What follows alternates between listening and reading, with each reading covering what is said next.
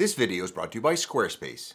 If you need a website or domain, go to squarespace.com. Hey everyone, and welcome to a new video. Are you in need of some new processing tricks to spice up the look of your photos? Or do you look at your photo and say to yourself, where do I start? How do you know what to do and how? In this video, I'm going to show you some of my top tips by showing you my processing strategy, allowing me to process my photos like this to this and this to this. I'll also show you some of my masking tips, how to get contrast in the right places, and how to make an artistic version of your photo. Stay till the end and I'll give you my best shortcut for the whole process. My name is Simon D'Entremont and I'm a professional nature and wildlife photographer living in Eastern Canada. I make weekly videos giving you photo tips or taking you behind the scenes for nature photography. Subscribe if you want to see more.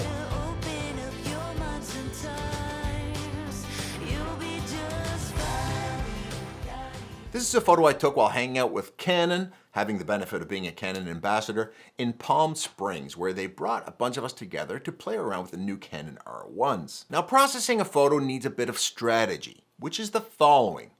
Emphasize and show off what is best about the image and downplay or fix what's worst about the image. Now, what's good about this pic? Composition is solid, a bit more room in the front, even if the subject is in the middle. Not always the best place, but with that nice dust trail in the back, I don't want to cut that off and push it too far to the right because it looks very nice. The sky isn't blown out, which is a pro.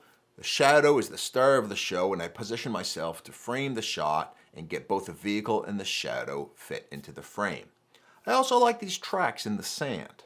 Now, what's bad about this photo? It's heavily backlit, making it very high contrast. Check out the histogram here on the upper right. Spikes on the far right and the far left. This was also very harsh light as it was shot close to midday. That leaves the photo with no color and looking pretty bland. And also on the con side, the sky is pretty featureless. Now let's take a crack at processing this photo. I always start with framing and composition. So we'll start at the Develop tab here. And for composition, this doesn't need much. There's a bit more open sky than I need, so I'll cut that down just a little bit. And maybe that puts the vehicle on the kind of rule of thirds line as well, which can work pretty good. Something like this. I don't want to take anything off the bottom because then I'm going to crowd that shadow a bit too much. I don't want to move to the left. I could move a little bit left here if I wanted to and put the subject a bit more farther right to have more room on the left to go into. But I like these trails in the sand. I don't want to cut those off. And I don't want to cut off this left-hand side too much because you want to leave for objects or subjects that are moving. You want to leave some room in the frame for them to move into, so to speak, like in front of the vehicle here. So something like this looks good for a crop. So let's do our analysis here of what we like and what we don't like. Let's start off by tackling the things maybe that we don't like. I find the clear blue sky behind it is a bit bland, and I'm not a sky replacement type of person. If you want to do that, you certainly can. That's not my style. The one thing we could do here to the sky to make it a bit more dynamic, number one, it's bright, so you can lower the highlights here and darken it a little bit, but I think it needs a bit of a gradient, a bit of more contrast between light and dark. So what we're going to do here is use the masking feature and use a linear gradient, move it up from the top here. But the thing is here with such a linear gradient, as you can see, we're also covering the mountain, we're covering the subject, the sand dune. So I'm going to do a right click, intersect, mask with the sky. And by intersecting the sky and the linear gradient, as you can see now, I can kind of lower the exposure here in the sky, make much more of a gradient, but I'm not affecting the subject, the sand behind the vehicle here, and the mountain as well. So as you can see here, I can lower the sky, and we're getting into a bit artistic work here where we make the sky so dark, but I think it can really work here. So we're going to darken this up a bit. And of course you can play with the angles here a bit, but as you can see here, if I move it this way, see the really not very pretty contrast and edge between the mountain here and the sky. So I want to avoid those two intersecting, a really dark sky and that mountain, because it really won't look good. So we'll move it around so it looks like this. We can also move it down a bit and up and play with the angle here a bit. So by clicking on this middle line, you can see it's you can tilt it a little bit. So there we go, something like this. So we've added a bit of a gradient in the sky, so it's just not so plain and boring. What else do we need to kind of manage in this photo? There is a lot of contrast. Now we've tackled that bright spike that was in the histogram on the right.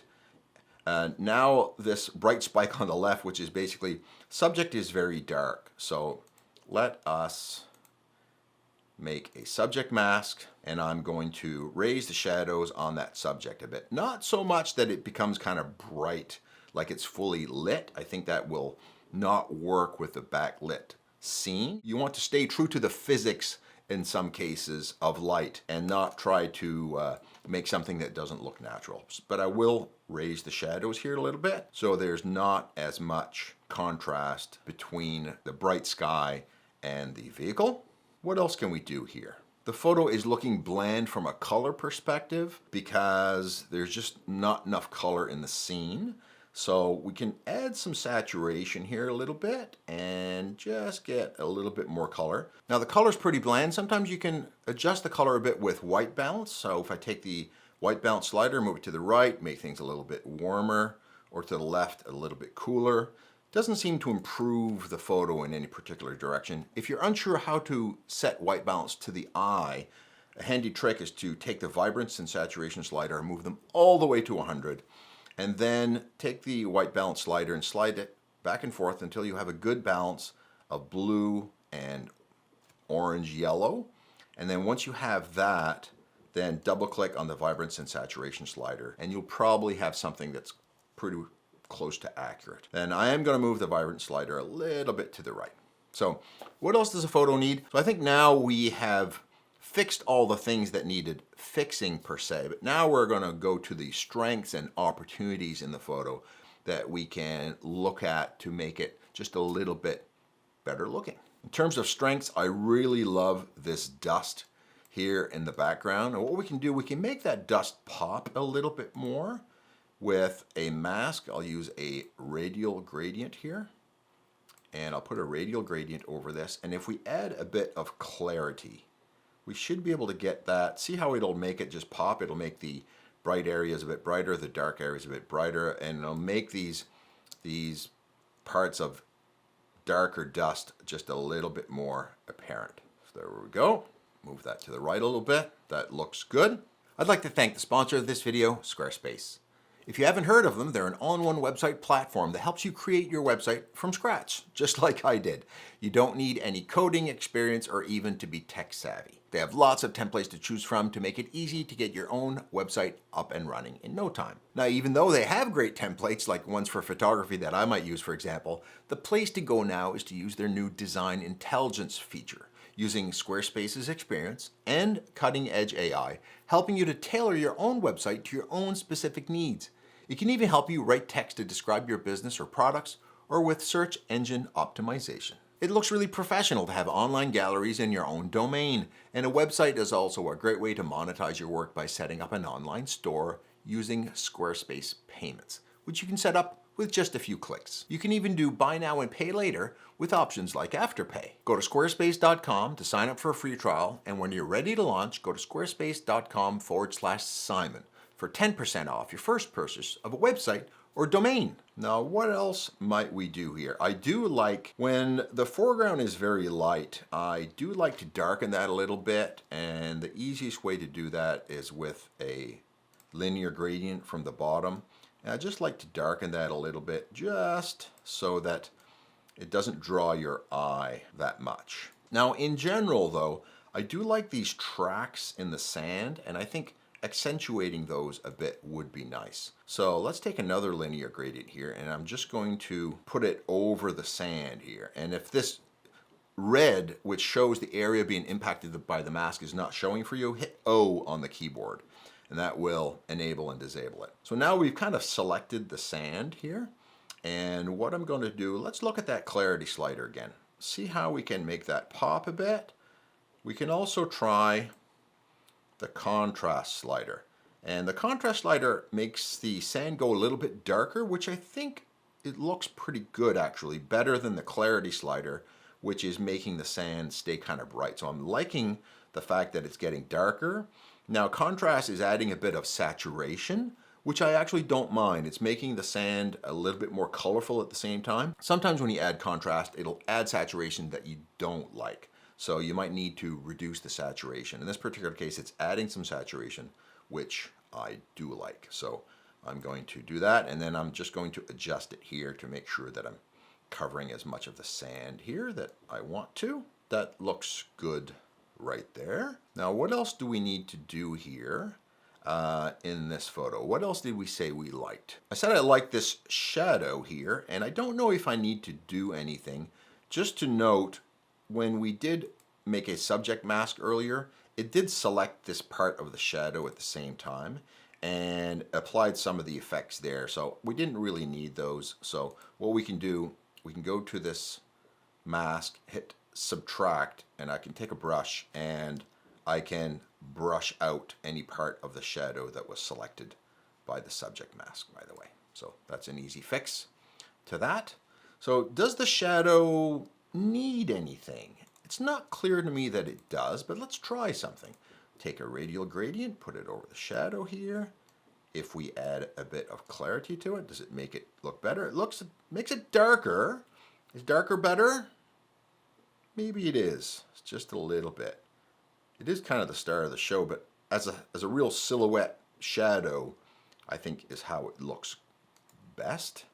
So we'll do that. What else do we need to do to this photo? Now, part of this photo that kind of looks good is the fact that the bright light is coming from the upper left-hand side, and it's creating a bit of a gradient in the sky and so on. I think that looks good, and we might be able to accentuate that a bit. We can go back to our gradient at the bottom here, and we could, if we wanted to, tilt it a bit sideways and bring it up, and that way the lower right is dark, and the upper left, we can add another linear gradient this way, and we can add a bit of light, just making it brighter on one side, darker on the other. Now, when you have these linear gradients, like on the upper left, you can also do things like reduce the contrast or reduce the clarity, which will both make your gradient look a little hazier.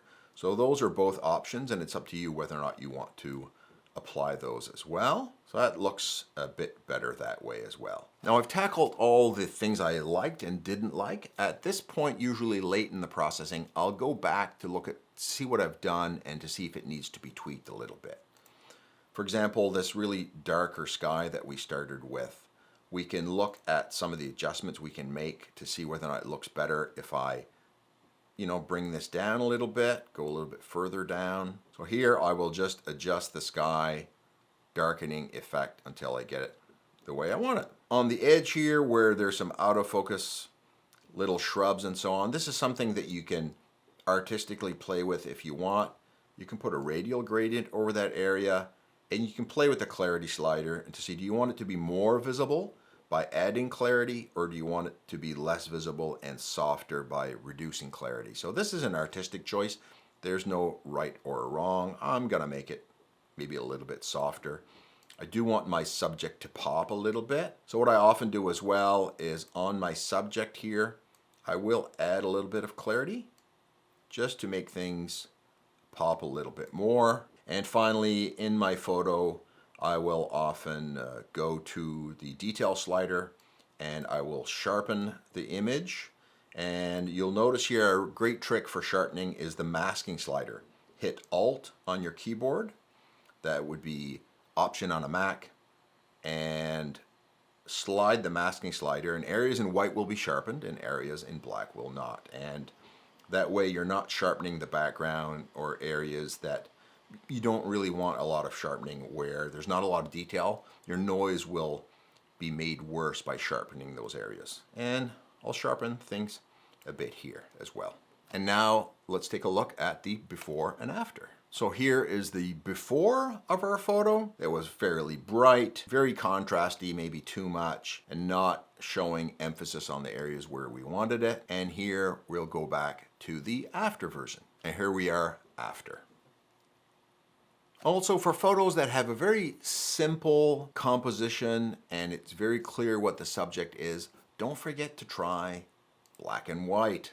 Black and white can look really, really good for something that's very simple composition, has a lot of texture and lines to it. Would I do anything different in black and white? You might process things a little bit differently, just other than hitting the black and white button. In black and white here, for example, I might be tempted to make the sky even darker and a little bit more of a gradient here.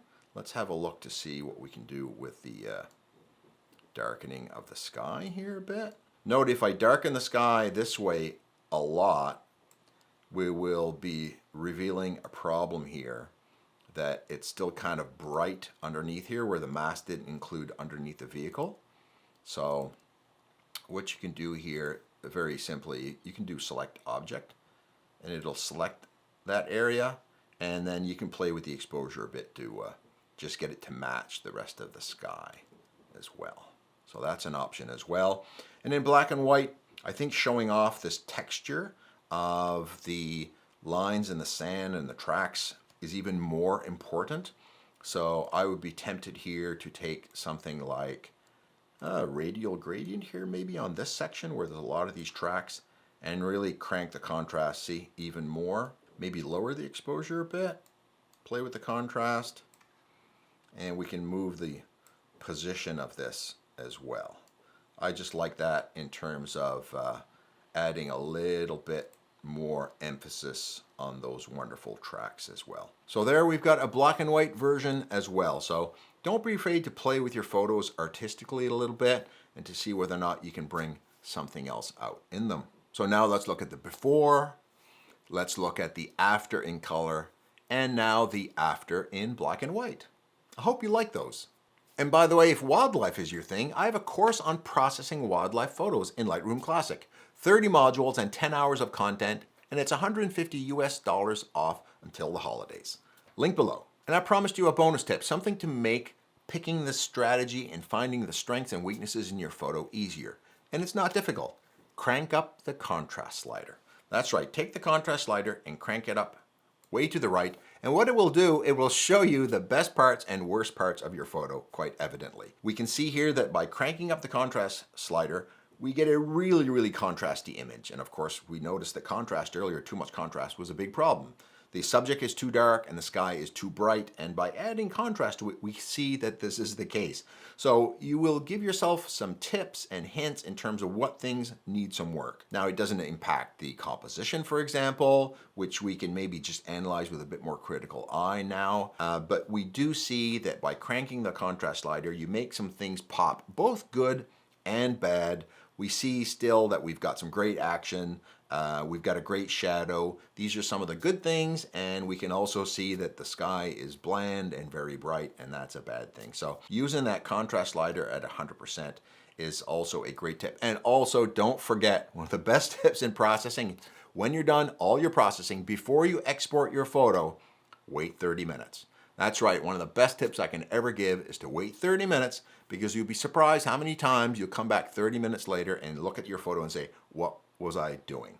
You'll overdo the contrast or you'll overdo the saturation, and you don't notice it while you're doing it. So don't forget to give it a break before you come back and export your photo. I hope you can use these tips soon so you too can come home with your own unique and amazing photos. I know you can do it.